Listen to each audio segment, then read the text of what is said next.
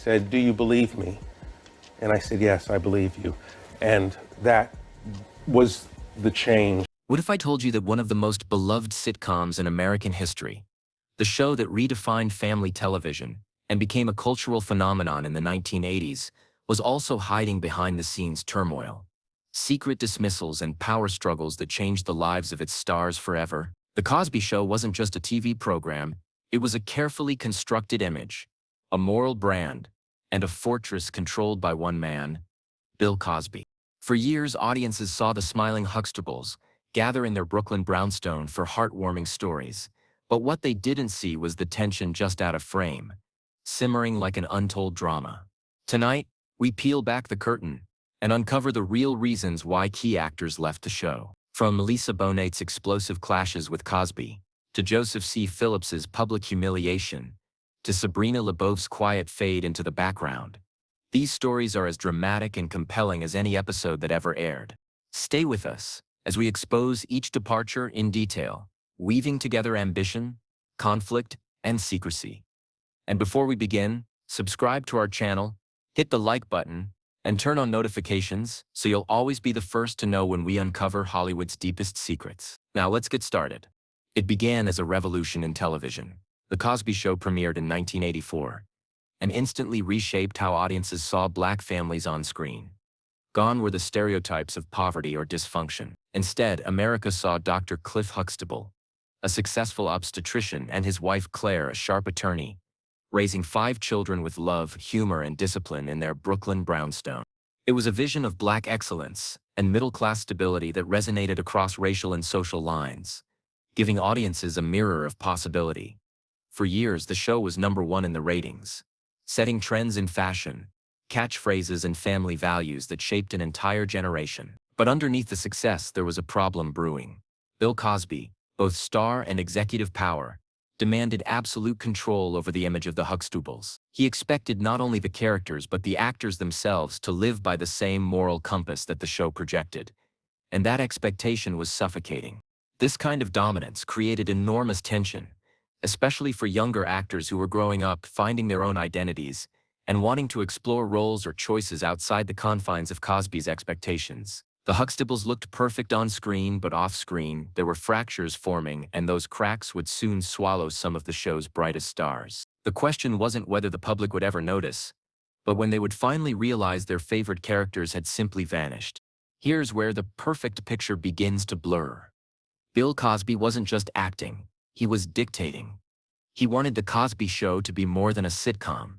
He wanted it to be a model for how families should behave, a brand carefully polished, like a family heirloom. That meant the actors who played his children were expected to act like his children in real life, following his rules and living under his moral code even when the cameras stopped rolling.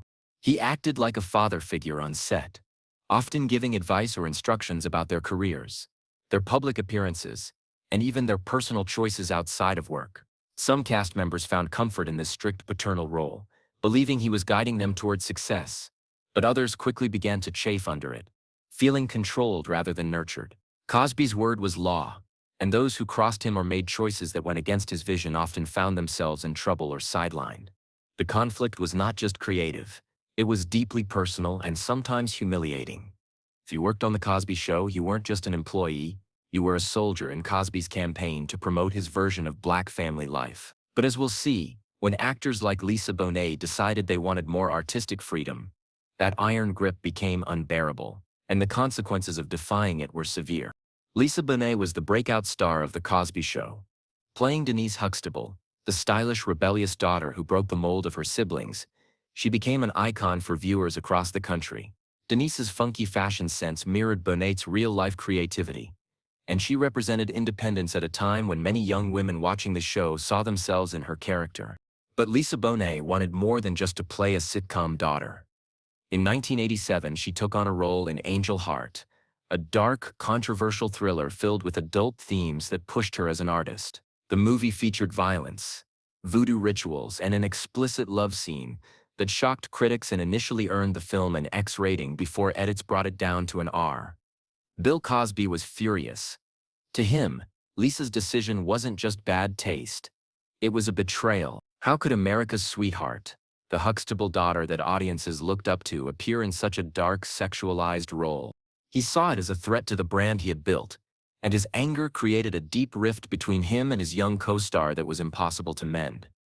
For Bonet, the choice was artistic, a declaration of independence. She wanted to prove she was more than a sitcom daughter, boxed in by wholesome lines and laugh tracks. For Cosby, the choice was personal, and he never forgave it. The clash over Angel Heart was the first step toward her exile, and it proved that Cosby's empire wasn't as stable or forgiving as it seemed on the surface. Rather than fire Bonet outright after the Angel Heart controversy, Cosby came up with a solution that seemed perfect: spin her off into her own series. Thus, A Different World was born, a show centered on Denise Huxtable attending Hillman College, a fictional historically black university designed to inspire audiences. It aired right after The Cosby Show, and was designed to keep Bonet in the Cosby orbit while easing tensions on the main set. At first, fans loved it.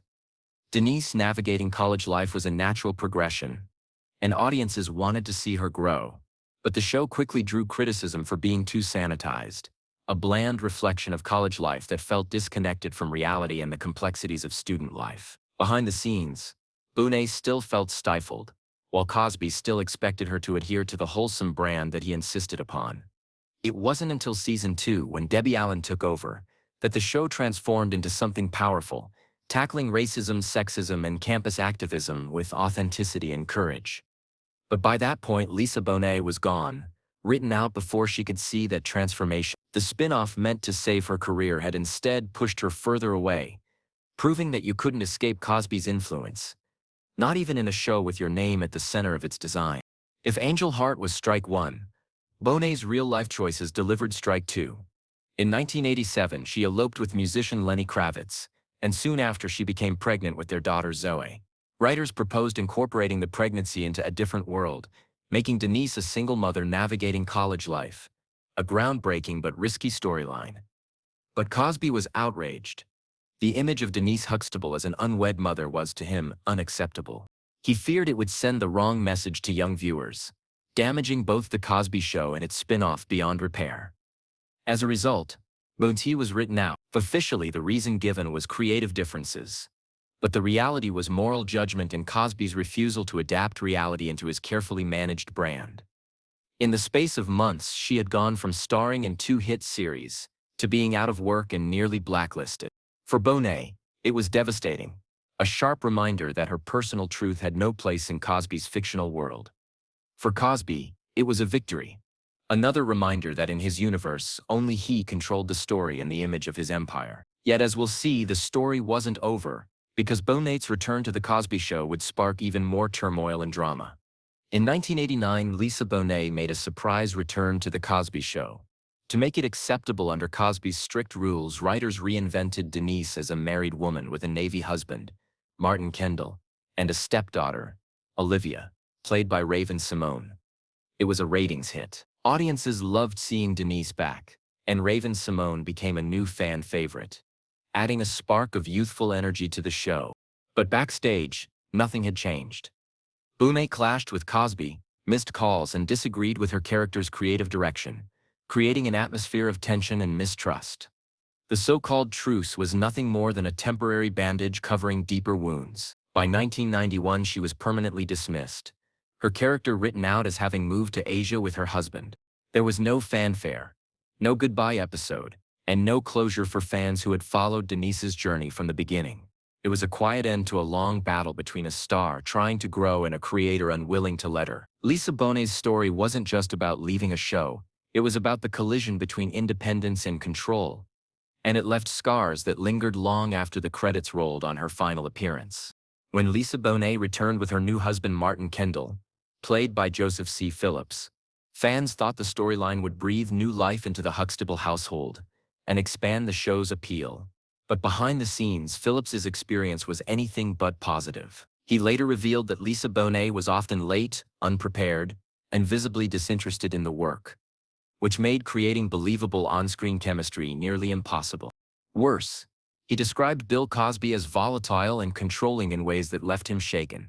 In one infamous incident, Cosby publicly berated Phillips in front of cast crew and a live studio audience over a line delivery humiliating him in the most public way possible. What began as a dream job, working with a childhood idol, quickly turned into a nightmare. Phillips said he felt like he was walking on eggshells, never sure what would set Cosby off or who might be next to face his temper. The character of Martin was supposed to add stability to Denise's arc, but instead Phillips found himself trapped in a hostile environment he couldn't escape. His dream of joining television history became a bitter reminder of the darker side of working under a powerful figure who tolerated no dissent or deviation. After Bonet's dismissal, Joseph C. Phillips's character had no real place in the show.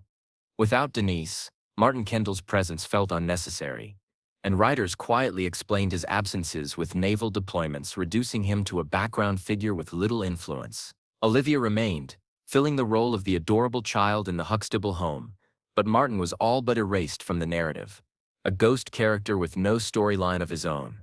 By the 8th season, Phillips was barely present at all, appearing only occasionally when the plot demanded it. For him, the end was bittersweet. On the one hand, it was relief from the toxic environment that had drained him emotionally. On the other, it was the collapse of a career opportunity he had once dreamed of and cherished. His story reflects a slower, quieter kind of exit. Not a firing, but a fade into irrelevance as the writers simply stopped writing for him. On The Cosby Show, not all departures were loud or dramatic. Some, like Phillips's, were quiet reminders that unless you fit Cosby's vision, you would eventually be sidelined until you disappeared without a trace. Sabrina LeBeauf, who played the eldest daughter Sandra, had a very different journey. Cast after Whitney Houston turned down the role, LeBeauf was sometimes praised for her poise but often sidelined by the show's focus on younger children still living at home. As Sandra grew up, married Elvin, and had children, her storylines became less relevant to Cosby's central theme of parenting under his roof, leaving her on the margins. She appeared inconsistently, sometimes absent for weeks, while new characters like Olivia captured the spotlight and drove storylines that kept audiences hooked. LeBeauf never publicly criticized Cosby, and after the show ended, she found success in theater, particularly with the Shakespeare Theater Company. Her departure wasn't born of scandal or humiliation, but of narrative neglect, a drift into the background as the show evolved. Still, it illustrates a key pattern. When a character no longer fit Cosby's storytelling needs, they quietly disappeared, regardless of talent.